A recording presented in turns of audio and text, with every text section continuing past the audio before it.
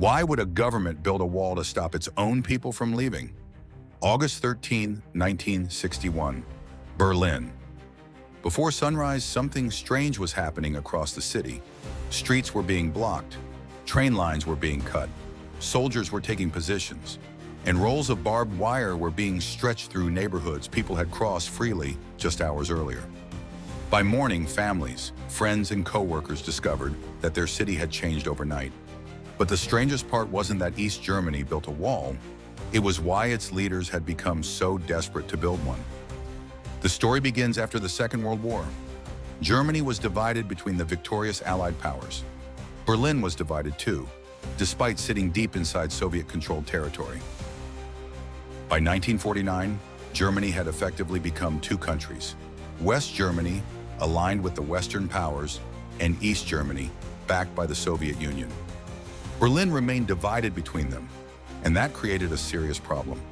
West Berlin was essentially a Western-controlled island surrounded by East Germany. But inside the city, the border remained surprisingly easy to cross.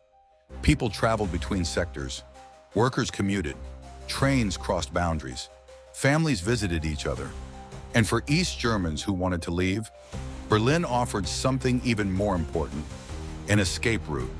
Between 1949 and 1961, millions of East Germans left for the West, many through Berlin. East Germany wasn't simply losing people, it was losing workers, students, engineers, doctors, and other skilled professionals its economy needed. The government tightened the border elsewhere, but Berlin remained the gap. By the summer of 1961, the situation had become a crisis. And this is where the story gets interesting. In June, East German leader Walter Ulbricht was asked about rumors that the border might be closed. His answer became infamous. Nobody has the intention of building a wall. Less than 2 months later, his government did essentially that. After midnight on August 13th, police, soldiers, and workers moved toward the boundary between East and West Berlin. Streets were blocked, transport connections were interrupted, barricades appeared, barbed wire began cutting through the city. Berliners woke to discover that a border they had crossed the day before was suddenly closed. At first, there wasn't a massive concrete wall. There was wire, guards, and improvised barriers, but the consequences were immediate. Workers couldn't reach their jobs. Friends found themselves on opposite sides. Families were separated overnight. Some buildings stood directly on the border, and residents even attempted to escape through windows facing West Berlin. Authorities responded by evacuating buildings, sealing windows, and strengthening the frontier. Gradually, the temporary barrier became permanent. Concrete walls appeared, followed by fences, watchtowers, patrol roads, and guarded strips. What became known as the Berlin Wall was actually an entire border system. East Germany claimed it protected the country from hostile Western influence, but its practical purpose revealed something much simpler.